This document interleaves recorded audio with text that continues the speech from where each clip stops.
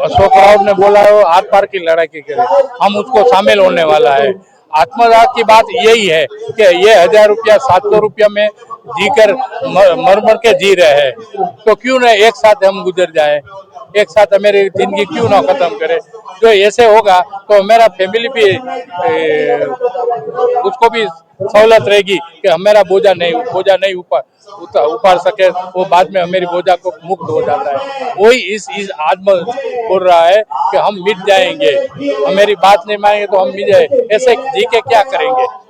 मतलब सर आप आत्मदाह का समर्थन करते हैं? हाँ, करना ही चाहिए, क्योंकि हम बुजुर्ग लोग हैं, हमारे बच्चों लोग के बोझ बनने वाले नहीं है। हम हक में लड़ाई लड़ रहे हैं, हक की रकम ले रही है, इसलिए हम ये करेंगे। 81 लाख पेंशनर्स है अभी, अगले साल 4-5 राज्यों में चुनाव है, क्या लगता है 81 लाख पेंशनर 81 लाख परिवार है, तो क्या जवाब देंगे आप लोग? वो सब सही बात है, ये भाजपा सरकार की पे जवाब देंगे, अभी जवाब देने का मौका नहीं है। भाजपा सरकार है। जब तक पार्लियामेंट में हमारे संसद पार्लियामेंट के जो हमारे इलाके के निकल के आए हैं हमारे शहर सुबह, वो कुछ नहीं बोलते, हमको रोड पे आना पड़ता है। मैं बोलता हूँ, आप चुनाव की बात कर रहे हो, पिछले चुनाव की बात कर रहे हो, पिछले चुनाव में आपने देख लिया। एक छोटा सा दाखला दूं, हमारे जामनगर जिले का सलाया गांव है, सलाया गांव में 650 मत है, 650 मत से 550 मत कांग्रेस में गए, लेकिन नतीजा आया भाजपा के, और फिर से हमने चुनाव करवाया था।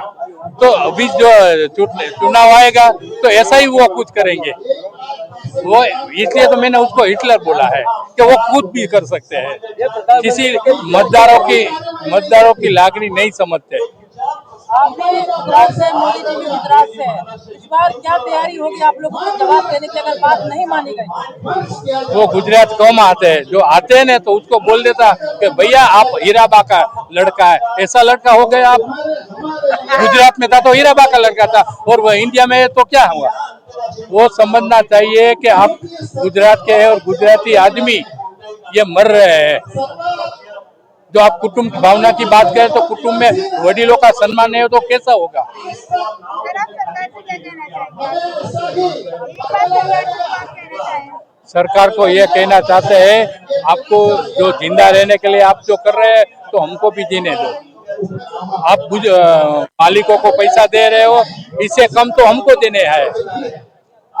आप लागणशील सरकार मत बनिए। सरकार को मैं ये समझ दो, आज नहीं तो कल किसी का दिन टिकता नहीं है, 10 का आता है, जब भी हमारा भी समय आएगा तो आप दिखाई नहीं देंगे। एक कहावत है, आपको मालूम है, गोड से गोड क्या भगवान, गोड से गोड क्या भगवान है, भगवान क्या हमारा आत्मा, मेरा आत्मा जो बोलेगा वो हम करेंगे।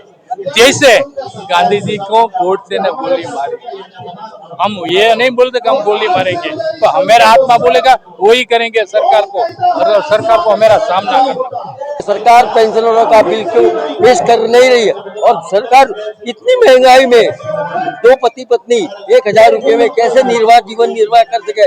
इतना कम पेंशन में हमारी निर्वाह नहीं हो सकती, इसीलिए हम 7,500 रुपया पेंशन और मेडिकल सुविधा और 4 सूत्रीय कार्यक्रम अशोक भाई रावत के आह्वान भी किया। हम कोई पक्ष के नहीं है, हम गुजराती है, हमारा नाम अरबी समुद्र से लेके बंगाल समुद्र तक का है।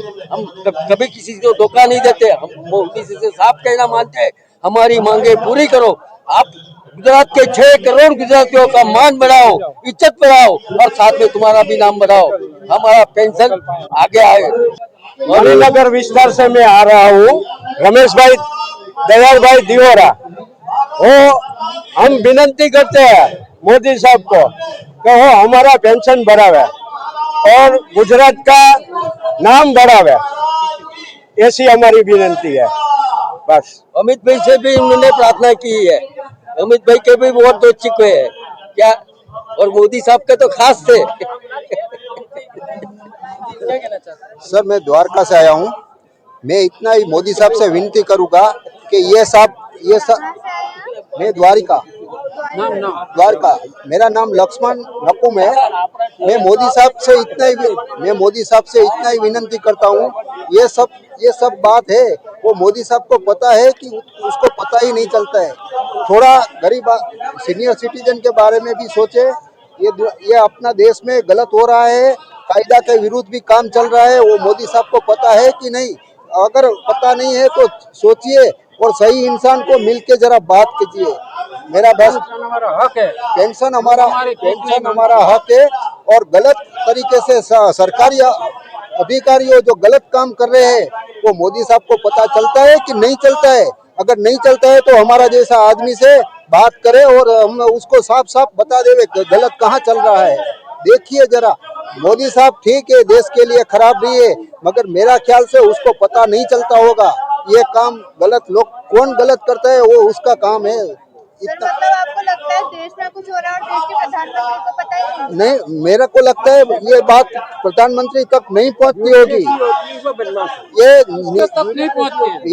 ये नीचे वाला जो भी आदमी जो खराब बदमाशी काम करता है वो उसको मोदी साहब को पता चलेगा, ये देश नंबर 1 चलेगा। अगर पता नहीं चलेगा तो बर्बाद हो जाए। आपके अनुसार सरकार का जो विभाग है वो अच्छे से काम नहीं कर रही है? नहीं, जरा देखो, मेरे पास प्रूफ है। मेरे को मोदी साहब बुलाएगा, मैं उसके पास भी जाऊंगा, उसको पूरा मेरे पास जो भी प्रूफ है मैं उसको दिखाऊं। वो अधिकारी कोई भी होगा उसके ऊपर एक्शन क्यों नहीं ले रहा है? वो एक्शन उसको यहाँ के जो हेड है अशोक रावत जी, उनसे भी हमने बात की थी, लेकिन उन्होंने तो कहा था कि प्रधानमंत्री से भी बात हुई है, निर्मला सीतारमण से भी ये बात हुई तो मेरा ख्याल से सब बात उसके कान के उसको दिमाग में नहीं जाता है। सही आदमी के पास बैठ के थोड़ा बात सुन लेगा ना। ये देश में गलत बहुत चल रहा है, गलत काम करने वाला अधिकारी बहुत है। मोदी साहब सही होगा मगर दूसरा वाला बहुत गलत है, मैं देखा है। अभी शायद आपको पता होगा देखो पंजाब में